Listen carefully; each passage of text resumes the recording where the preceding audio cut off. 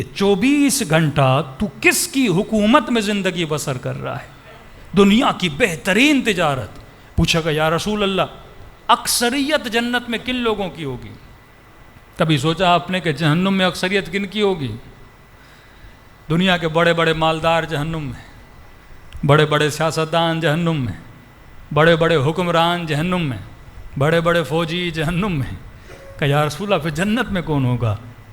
کہ غریب جنت میں ہوں گے، جن کو دنیا نے کچھ بھی نہ سمجھا، اللہ ان کو کچھ سمجھے گا. کیونکہ دنیا کا مقام ملنا یہ مقام نہیں ہے. اصل مقام یہ ہے تو نے کس کے ساتھ سودا کیا. اس نے کروڑوں پائے، کس کو راضی کیا؟ شیطان کو راضی کیا. اور حر نے سب کچھ گوایا، کس کو راضی کیا؟ خدا کو راضی کیا نا. یہ تیرا فیصلہ ہے، تو کس کی کیمپ میں جاتا ہے؟ تو اللہ کی کیمپ میں جاتا ہے یا شیطان کی کیمپ میں جاتا ہے؟ 24 گھنٹہ یہ جو تمہارا ذہن ہے کبھی ادھر جاتا ہے کبھی ادھر جاتا ہے. اب کمال بندگی یہ ہے تو اپنے ذہن کو کنٹرول کرے اور ہمیشہ پروردگار عالم کا خادم بنائے. تو یہ سوچے تو تجارت کرنے آیا ہے، کس کے ذریعے؟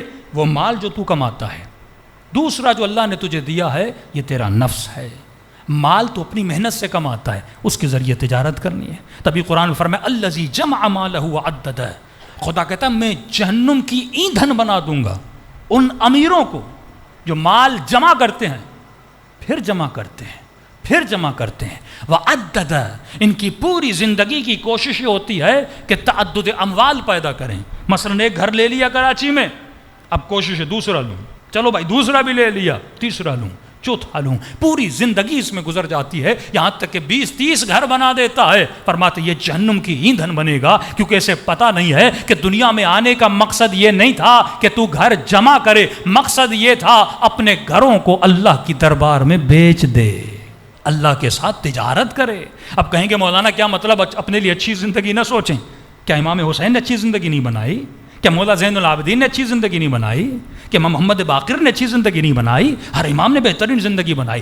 تعدد اموال سے منع کرتے ہیں. جو ضرورت زندگی ہے اتنا جمع کرو، جو ضرورت اولاد ہے اتنا جمع کرو. ایک بندے کے اکاؤنٹ میں 20 کروڑ ہیں، بھائی تمہارے کس کام کے؟ ایک بندے کے اکاؤنٹ میں 1 ارب ہے، یہ تمہارے کس کام کا؟ جبکہ تجھے بھی پتا ہے یہ تم سے اور تمہاری اولاد سے زیادہ نہیں. مولانا میری نسلیں خوش رہیں گی.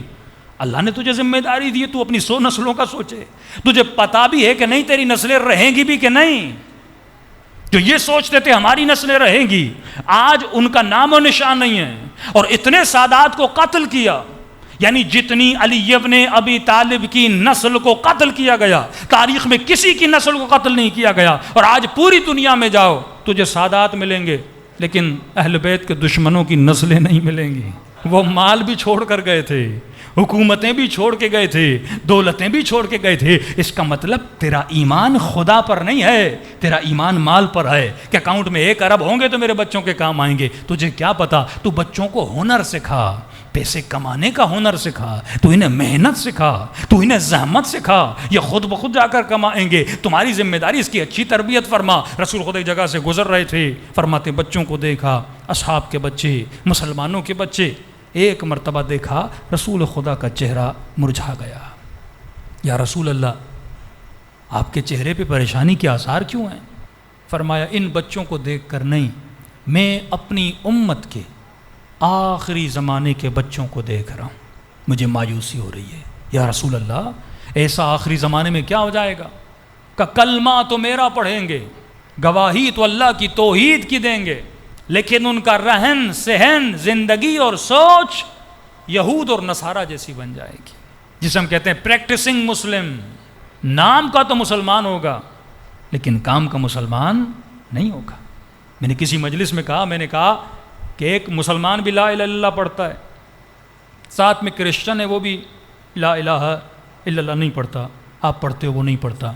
مجھے یہ دیکھنا ہے اس کی زندگی میں اور میری زندگی میں ڈفرنس کیا ہے. اگر مومن یہ کہے کہ مولانا ڈفرنس یہ کہ وہ مجلسوں میں نہیں آتا، ہم مجلسوں میں جاتے ہیں، یہ ڈفرنس نہیں ہوتا.